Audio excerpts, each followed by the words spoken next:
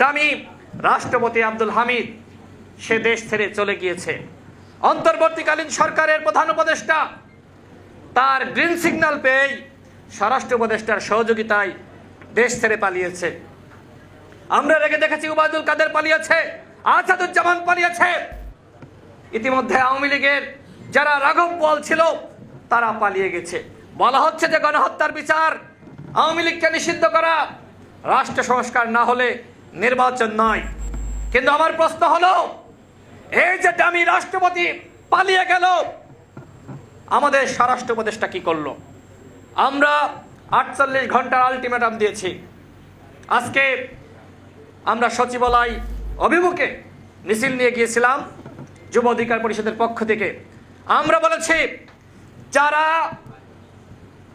এই দামি রাষ্ট্রপতি পালিয়ে যেতে সহযোগিতা করেছে, যারা এর সাথে জড়িত, এদের প্রত্যেকের বিরুদ্ধে শাস্তি নিতে হবে এবং 48 ঘন্টার মধ্যে যদি এই দামি রাষ্ট্রপতিকে ফিরিয়ে না আনা সম্ভবপর হয়, তাহলে এই স্বরাষ্ট্র উপদেষ্টাকে অবশ্যই পদত্যাগ করতে হবে।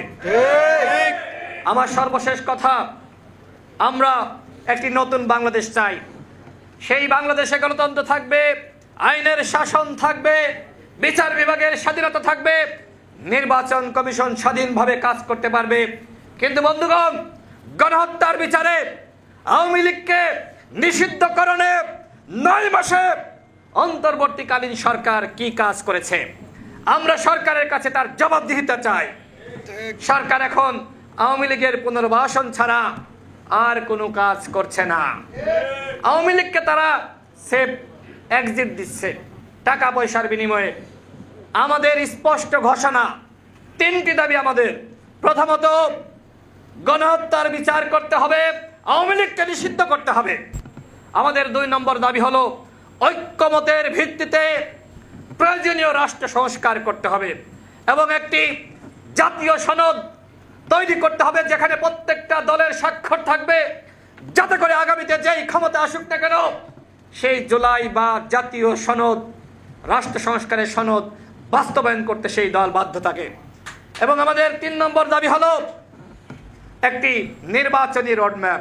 এই যে এতগুলো সংস্কার, প্রত্যেকটা সংস্কার এর একমাত্র কারণ হলো একটি অবাধ, সুষ্ঠু, নিরপেক্ষ নির্বাচন।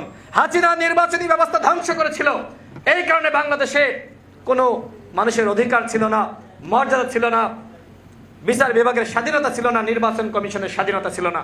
সুতরাং সরকারকে বলবো, নির্বাচন নিয়ে তালবাহানা করবেন না, একটি নির্দিষ্ট রোডম্যাপ প্রকাশ করুন। নির্বাচন কবে করতে চান সেই ডেট আপনারা দ্রুত সময়ের মধ্যে আপনারা প্রকাশ করুন।